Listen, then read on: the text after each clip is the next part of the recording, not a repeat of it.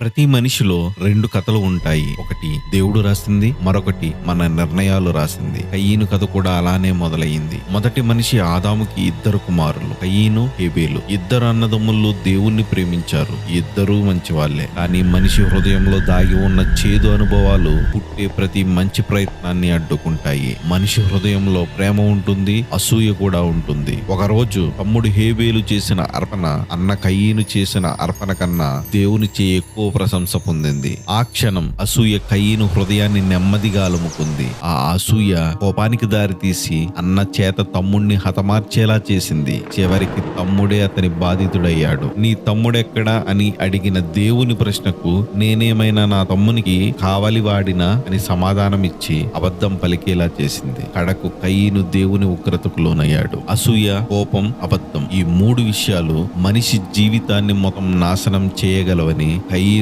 జీవితం మనకు నేర్పించిన పాఠం. ఈ కథ పాతదే అయినా అసూయ, కోపం, అబద్ధం అనే బలహీనతలు ఎప్పటికీ కూడా మనల్ని వెంటాడుతూనే ఉన్నాయి. ఈ కథ మన అందరికీ గుర్తు చేసే నిజం ఏమిటంటే మనలో పుట్టిన అసూయ మనల్ని మనకు దూరం చేస్తుంది. మనం మన హృదయాన్ని గెలవడం కన్నా ప్రపంచాన్ని గెలవడం సులభం. మనం ఎవ్వరితోనూ పోల్చుకోవాల్సిన అవసరం లేదు. ఇతరులు విజయాన్ని చూసి అసూయపడటం కన్నా మన విజయానికై అడుగులు వేయటం మంచిది. ఇతరుల వెలుగును అడ్డుకోవాలని చూస్తే మన జీవితం చీకటిమయమవుతుంది.